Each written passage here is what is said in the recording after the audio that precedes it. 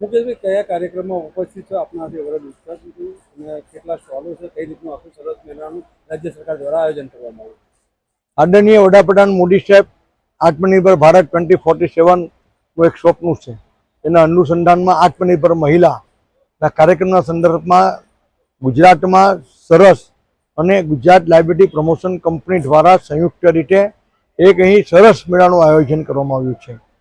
અહીં હસ્તકલા, હેન્ડમેડ અને એવી ગ્રામીણમાં બનાવેલી તમામ પ્રકારની ચીજવસ્તુઓ, ફૂડની ચીજવસ્તુઓ અને તમામ પ્રકારની ચીજવસ્તુઓ અહીંયા સ્ટોલમાં ઉપલબ્ધ છે. કુલ 165 જેટલા સ્ટોલ છે, જેમાં જે પૈકી 100 જેટલા સ્ટોલ માત્ર ગુજરાતના છે અને 15 સ્ટોલ ફૂડના છે.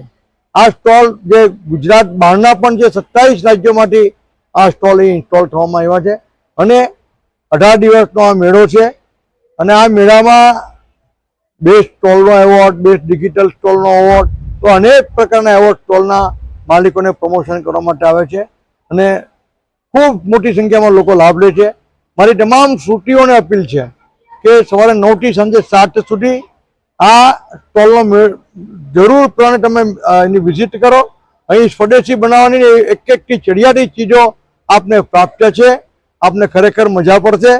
એટલે મારી આપ લોકોને અપીલ છે ફરી એક વખત કે આપ લોકો જરૂર એક સ્ટોલનો વિઝિટ લો. મુકેશભાઈ, તમે આખા સરસ મેળાની દરેક સ્ટોલની મુલાકાત લીધી, તમને કયું ગમ્યું અને શું ખરીદી? મને 3, 4, 5 સ્ટોલ ઘણા ગમ્યા. એક તો કોઈ જામનગરનો સ્ટોલ જેકેટ બનાવેલું હતું, પછી ડીવી હતી, હેન્ડમેડ ડીવી હતી. અને પણ મેં એમને કહ્યું કે મને વેચાતી જોઈએ છે, તો એને કહીને ગિફ્ટ આપવાની, એટલે મેં નહીં લીધી. મેં કોઈ વેચાતી આપવાનું તો હું લઉં, નહીં તો હું નથી લેતો, એટલે મેં મૂકી દીધી.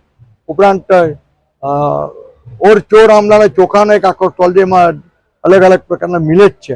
એમાં મેં ચોર આમલાના ચોખા લીધા અને હજુ મારી વાઈફને પત્નીને વિઝિટ કરવા માટે હું મોકલવાનો છું અને એની મનપસંદ ચીજો અહીંયાથી લેશે.